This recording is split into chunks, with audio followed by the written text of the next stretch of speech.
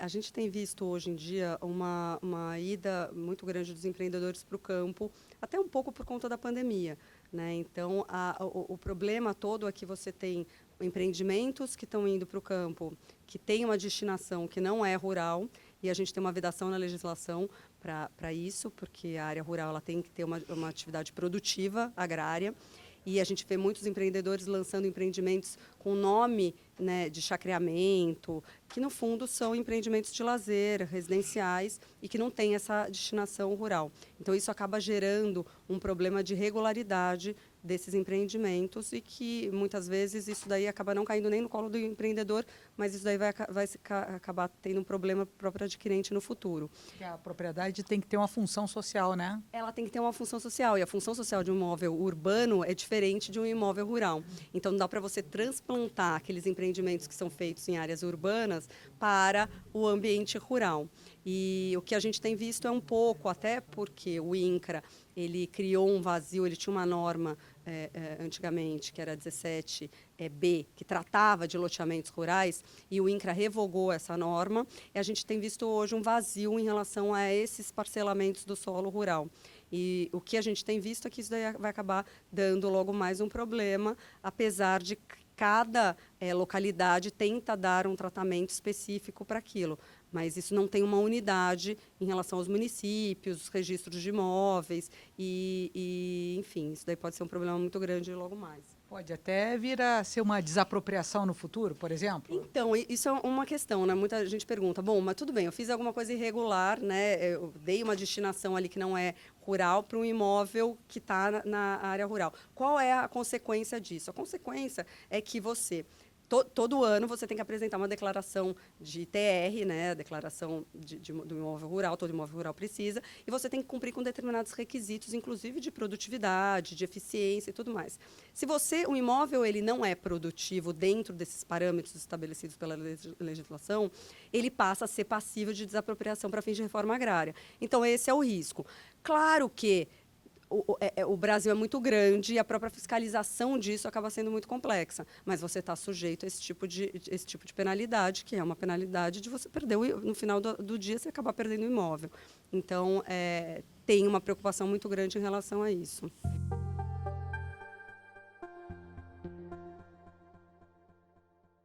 Então, acho que a primeira recomendação básica é isso. Se você quer desenvolver um empreendimento rural, que ele tenha uma destinação rural. Se ele não tem uma destinação rural, você tem que procurar áreas que sejam, a partir do entendimento do município, áreas dentro do perímetro urbano. Né? Então, você precisa de um entendimento com a municipalidade. E o que acontece? Muitas vezes a municipalidade ela faz uma vista grossa em relação a esses empreendimentos que não estão dentro do perímetro urbano, porque toda vez que ela inclui uma área no perímetro urbano, ela se responsabiliza em levar infraestrutura para lá, prestação de serviço. Você precisa de um ônibus, energia, né, sistema de saneamento, você precisa do ônibus que passa lá para pegar os funcionários. Então, ela acaba não tendo esse compromisso, né? Ele não inclui esse imóvel nessa área no perímetro urbano e, com isso, ela se exime da infraestrutura. E aí você fica com isso que eu mencionei, que você tem um problema, que você tem um empreendimento lá que é urbano, numa zona rural que não tem a infraestrutura adequada.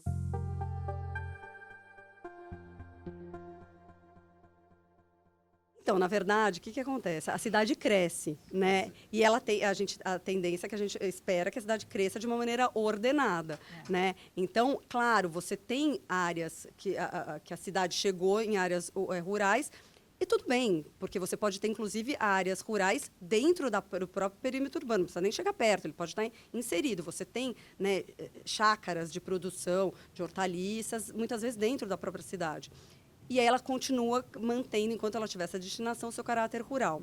O problema, muitas vezes, é quando você tem, na zona rural, áreas que estão longe da cidade, não tem essa infraestrutura, e você leva um empreendimento lá com as características de um empreendimento urbano. Então, você vai lá e faz um loteamento com 200 lotes, que vão ter 200 famílias morando ali, sem nenhuma produção agrícola. Isso também está acontecendo muito, secretário por ali, né?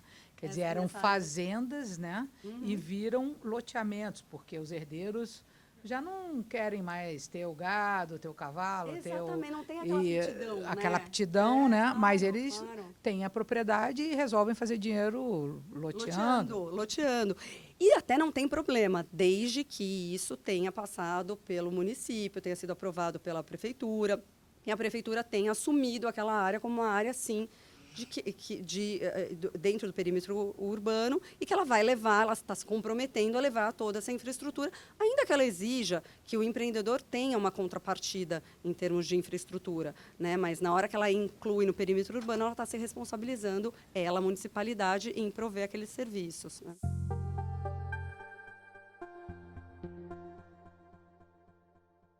Outra questão que a gente discute muito ultimamente é a questão da própria edificabilidade, né? Hoje em dia, as construções que você tem na área rural, elas não são mais aquelas construções precárias que a gente tinha antigamente, né? Então, tinha casa, um galpão. Hoje em dia, você tem armazéns graneleiros, você tem grandes silos, construções que são absolutamente complexas sob o ponto de vista estrutural, de segurança.